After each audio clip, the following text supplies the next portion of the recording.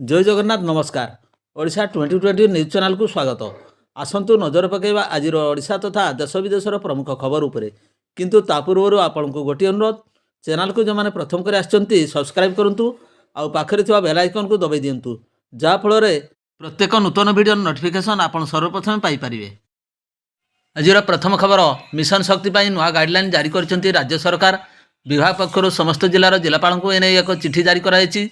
चिठी उल्लेख रही जे मिशन शक्ति अधीन थिबा समस्त प्रशासनिक संगठन कार्यकारी कमिटी और सब कमिटर कार्यक्रम पुनर्गठन हेबो। एपरिक प्रत्येक प्रशासनिक कमिटर कार्यकाल 3 वर्ष रहिबो। प्रति 3 वर्ष थरे नेतृत्व परिवर्तन कराजिवो। उपमुख्यमंत्री आहुरी कहिथिले मिशन शक्ति बंद हेबनी बरं दौड़िबो, बदलिबो मिशन शक्तिर कायाकल्प। भोट बैंक रे गणा हेबनी कि राजनीति रे मध्य पशि पारिबेनी मिशन शक्ति। परवर्ती खबर, बेआईन नाली इटा भाटी को प्रशासन तागिद।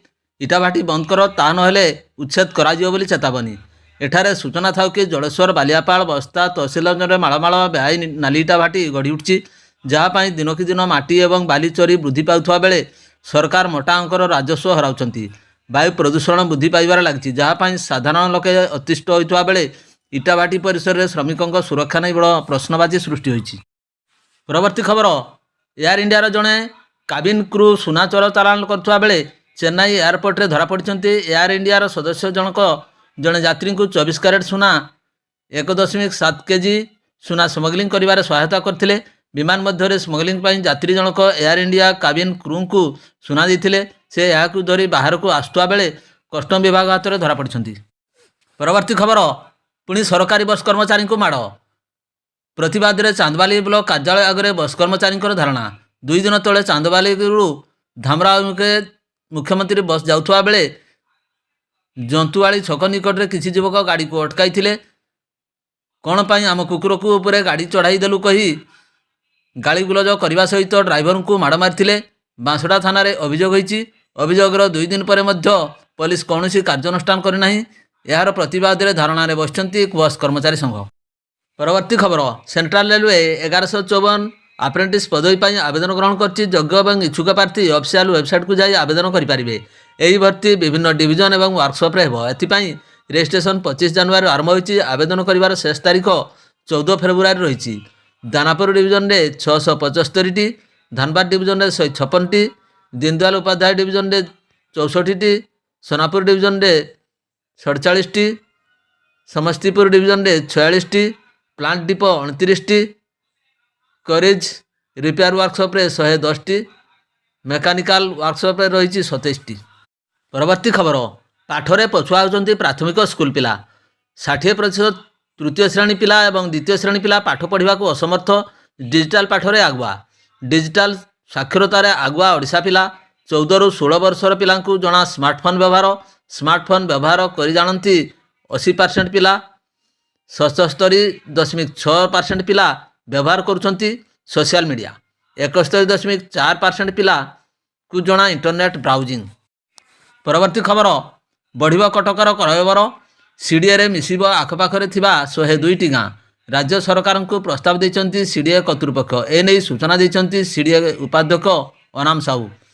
सेहीपरि यार एक मास्टर प्लान प्रस्तुत करिब कटक महानगर निगम एवं गाँव में सहर परी सुविधा सुजोग किपरि मिलिबो से नहीं मध्य व्यवस्था करा जाउची। 42 मौजा और सालेपुर अंचल किछि गाँ सीडीए रे सामिल होई पारे, जेउथिपाई सर्वे जारी रही। परवर्ती खबर, संगम नगरी रे महाकुंभ जारी रही बेले वर्तमान सुधा कोटी कोटी श्रद्धालु बुड़ पकई सारे। यह मध्य प्रयागराज जाउथबा एक ट्रेन उपरे हरगोपालपुर स्टेशन निकट में पथरमाड़ होती। झांसी प्रयागराज जाउथबा ट्रेन उपरे आक्रमण होइथबा नै सूचना मिली। आक्रमणकारी संख्या 8 ରୁ 10 बोली कहुच्छी।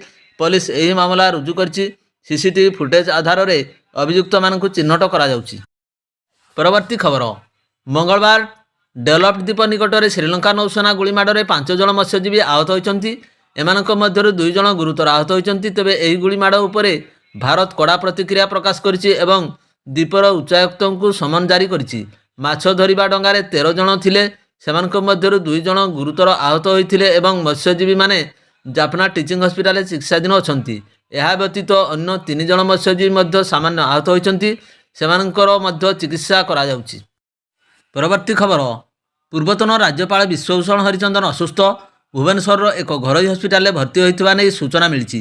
ଅଧିକ ଚିକିତ୍ସା ପାଇଁ ତାଙ୍କୁ ହାଇଦ୍ରାବାଦ ପଠାଇବାକୁ ପ୍ରସ୍ତୁତ କରାଯାଉଛି। ତେବେ ଶ୍ରୀ ହରିଚନ୍ଦନଙ୍କ ଅସୁସ୍ଥତା ନେଇ ସୂଚନା ଦେଇଛନ୍ତି ପୁଅ ପୃଥ୍ୱୀରାଜ ହରିଚନ୍ଦନ। ଓଡ଼ିଶାର ବରିଷ୍ଠ ରାଜନେତା ତଥା ଆନ୍ଧ୍ରପ୍ରଦେଶ ଛତିଶଗଡ଼ର ପୂର୍ବତନ ରାଜ୍ୟପାଳ ବିଶ୍ୱଭୂଷଣ ହରିଚନ୍ଦନ ଅସୁସ୍ଥ ଅଛନ୍ତି। ପରବର୍ତ୍ତୀ ଖବର, ପୁଣି ଥରେ ହ୍ୱାଇଟ୍ ହାଉସ୍ରୁ ନରେନ୍ଦ୍ର ମୋଦିଙ୍କୁ ନିମନ୍ତ୍ରଣ। ଆମେରିକା ରାଷ୍ଟ୍ରପତି ଡୋନାଲ୍ଡ ଟ୍ରମ୍ପ ଏହି ନିମନ୍ତ୍ରଣ ପଠାଇଛନ୍ତି। ଗତ ସପ୍ତାହ ରାଷ୍ଟ୍ରପତି ଭାବରେ ଶପଥ ନେବା ପରେ ଟ୍ରମ୍ପ ପ୍ରଥମ ଥର ମୋଦିଙ୍କ ସହିତ କଥା ହୋଇଛନ୍ତି। ଆସନ୍ତା ଫେବୃଆରୀରେ ପ୍ରଧାନମନ୍ତ୍ରୀ ମୋଦିଙ୍କ ଆମେରିକା ଗସ୍ତ ସମ୍ଭାବନା ରହିଛି। ସୂଚନାଯୋଗ୍ୟ, ପ୍ରଧାନମନ୍ତ୍ରୀ ନରେନ୍ଦ୍ର ମୋଦି ଡୋନାଲ୍ଡ ଟ୍ରମ୍ପଙ୍କୁ ରାଷ୍ଟ୍ରପତି ହେବାର ଶୁଭେଚ୍ଛା ଜଣାଇଥିଲେ। ଏଥିରେ ସେ ଲେଖିଥିଲେ, ଐତିହାସିକ ନିର୍ବାଚନ ବିଜୟ ପାଇଁ ମୋର ବନ୍ଧୁ ଡୋନାଲ୍ଡ ଟ୍ରମ୍ପ ଆପଣଙ୍କୁ ହାର୍ଦ୍ଦିକ ଅଭିନନ୍ଦନ। ପରବର୍ତ୍ତୀ ଖବର, ଇନକ୍ଲେଭ୍ 2025 ଭୁବନେଶ୍ୱର ଜନତା ମଇଦାନରେ ଉଦ୍ଘାଟିତ ହୋଇଯାଇଛି। ଆନୁଷ୍ଠାନିକ ଭାବେ ଉଦ୍ଘାଟନ କରିଛନ୍ତି ପ୍ରଧାନମନ୍ତ୍ରୀ ମୋଦି। ଏହି ଅବସରରେ ପ୍ରଧାନମନ୍ତ୍ରୀ ନରେନ୍ଦ୍ର ମୋଦି ନିଜ ସମ୍ବୋଧନରେ କହିଛନ୍ତି ଯେ ଭାରତ ଆଜି ଦ୍ରୁତ ଗତିରେ ଅଗ୍ରସର ହେଉଛି। ଦେଶ 5 ଟ୍ରିଲିୟନ ଅର୍ଥ ସମୃଦ୍ଧ ରାଷ୍ଟ୍ର ହେବ। ଏହାଛଡ଼ା ମୋଦି କହିଛନ୍ତି ଯେ ଓଡ଼ିଶାକୁ ସମୃଦ୍ଧ କରିବା ପାଇଁ କେନ୍ଦ୍ର ସରକାର ପ୍ରତିଶ୍ରୁତିବଦ୍ଧ। ଓଡ଼ିଶା ପ୍ରତି ମୋର ଭଲ ପାଇବା ରହିଛି। ଓଡ଼ିଶାକୁ ମୁଁ 30 ଥର ଆସିସାରିଲିଣି। ସ୍ୱାଧୀନ ଭାରତର ପ୍ରଧାନମନ୍ତ୍ରୀ ଭାବେ ମୁଁ ଓଡ଼ିଶାକୁ ଅଧିକ ଥର ଆସିଛି ବୋଲି ମୋଦି କହିଛନ୍ତି।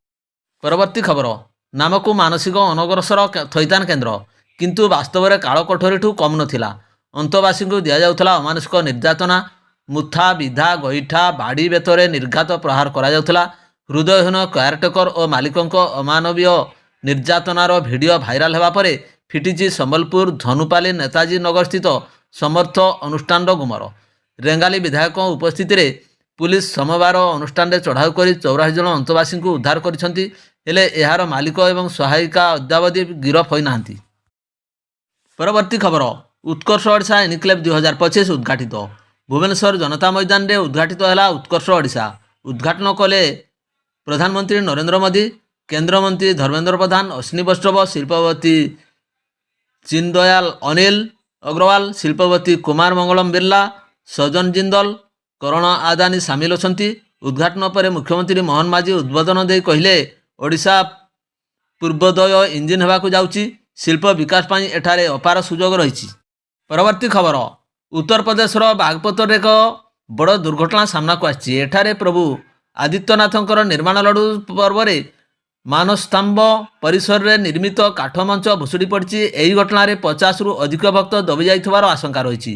ଏହି ସମୟରେ ଏହି ଦୁର୍ଘଟଣାରେ 7 ଜଣଙ୍କର ମୃତ୍ୟୁ ହୋଇଥିବା ସୂଚନା ମିଳିଛି।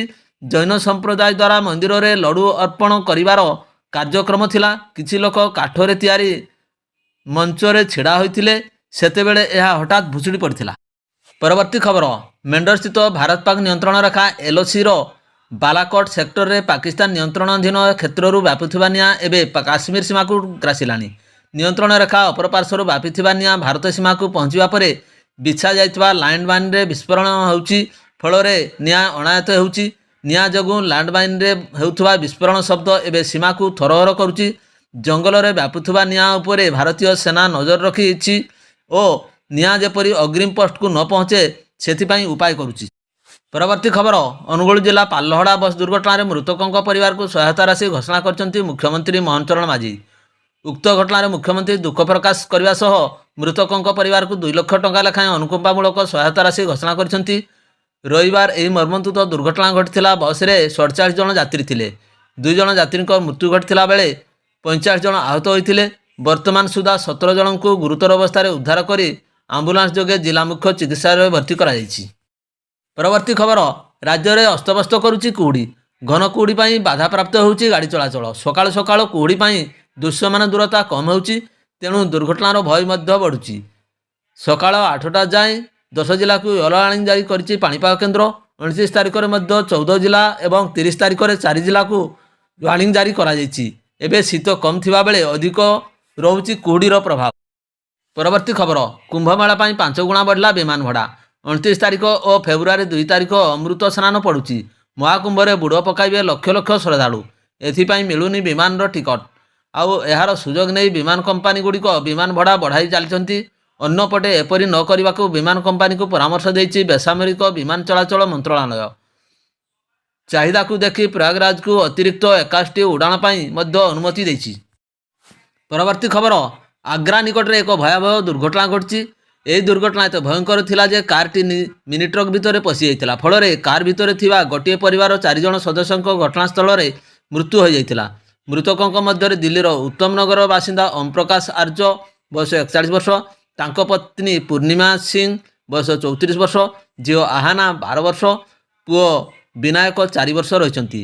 କାରଟି ପ୍ରଥମେ ଭାରସାମ୍ୟ ହରାଇ ଡିଭାଇଡରରେ ଧକ୍କା ହୋଇଥିଲା। ଏହାପରେ କାରଟି ଏକ୍ସପ୍ରେସ୍ ୱେର ଅନ୍ୟ ଲେନ୍ରେ ପହଞ୍ଚି ଯାଇଥିଲା। ଏହି ସମୟରେ କାରଟି ଦ୍ରୁତଗତିରେ ଆସୁଥିବା ଟ୍ରକ୍ ସହିତ ଧକ୍କା ହୋଇଯାଇଥିଲା। ଧକ୍କା ଏତେ ଜୋରଦାର ଥିଲା ଯେ ବିସ୍ଫୋରଣ ହୋଇ କାରଟି ଖଣ୍ଡ ଖଣ୍ଡ ହୋଇଯାଇଥିଲା। ଭିଡ଼ିଓଟିକୁ ଶେଷ ପର୍ଯ୍ୟନ୍ତ ଦେଖିଥିବାରୁ ଅନେକ ଅନେକ ଧନ୍ୟବାଦ।